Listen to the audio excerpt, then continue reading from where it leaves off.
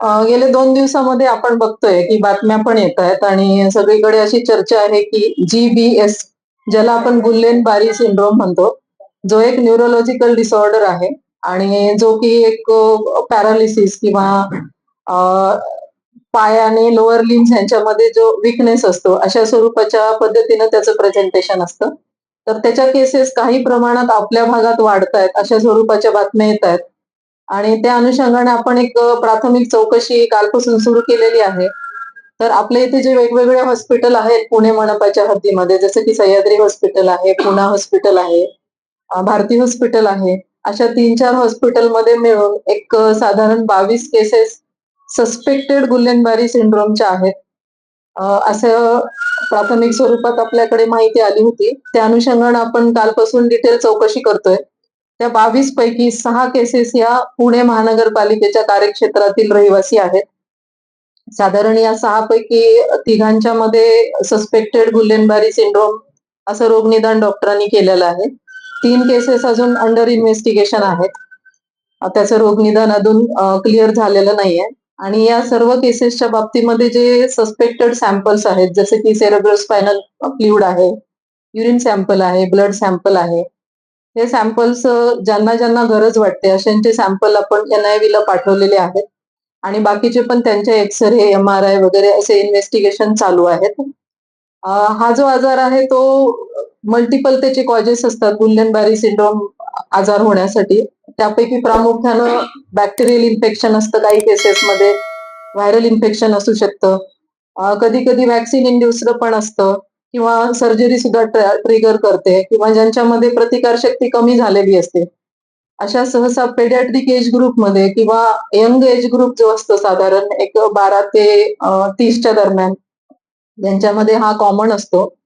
आणि गुल्लेन-बारी सिंड्रोममुळे कुठलं एपिडेमिक किंवा पॅन्डेमिक असं होत नाही. पण दुसरे व्हायरल बॅक्टेरियल इन्फेक्शन किंवा ज्या गोष्टीमुळे प्रतिकारशक्ती कमी होते किंवा न्यूरोलॉजिकल स्ट्रेस येतो, अशा केसेसमध्ये सेकंडरी म्हणून गुल्लेन-बारी सिंड्रोम होत असतं. तर त्या अनुषंगाने आपण चौकशी करण्यासाठी एक कमिटी नेमत आहोत. आजच दुपारी आपण एक इमर्जन्सी बैठक ठेवलेली आहे.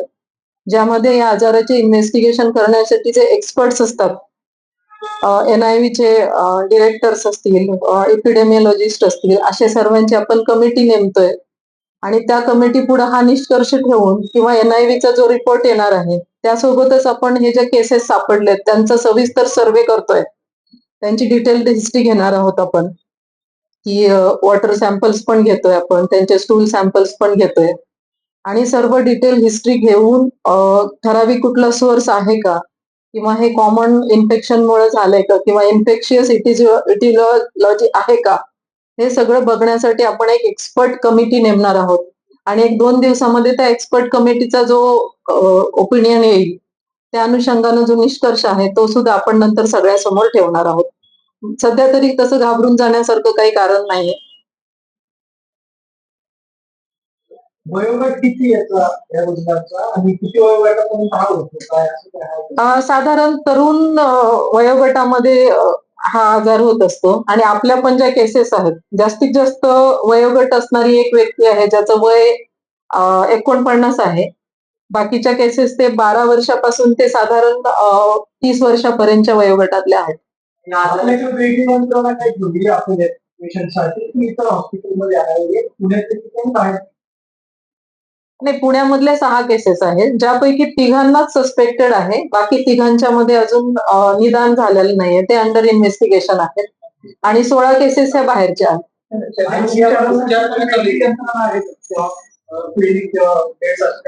नाही, नाही. आपल्याकडं वेगळं आपल्याच हॉस्पिटलमध्ये याचा उपचार होऊ शकतो. गुल्लेन-बारी सिंड्रोम मध्ये स्पेसिफिक कुठली अशी वेगळी ट्रीटमेंट लागत नाही त्याला. सपोर्टिव्ह ट्रीटमेंट लागते. अँटिबायोटिक्स असतील, IV फ्लुइड्स असतील. बाकी सगळं जे पॅरालिसिस मध्ये जे लागतं तसं सपोर्टिव्ह ट्रीटमेंट लागते आणि हा सेल्फ लिमिटिंग आहे आणि तसा तो आजार बरा होऊ शकतो. बाहेरचे जे आहेत आणि आपल्याकडे त्याची यंत्रणा आहे आपली पण सक्षम. या आजारामध्ये सुरुवातीला लोअर लिम्स मध्ये विकनेस जाणवते, म्हणजे चालताना थोडंसं आपला जो बॅलन्स जातो आणि पायावरती उभं राहायला अवघड जातं, हे सुरुवातीचं पहिलं लक्षण आहे. लोअर लिम्ब विकनेस आहे.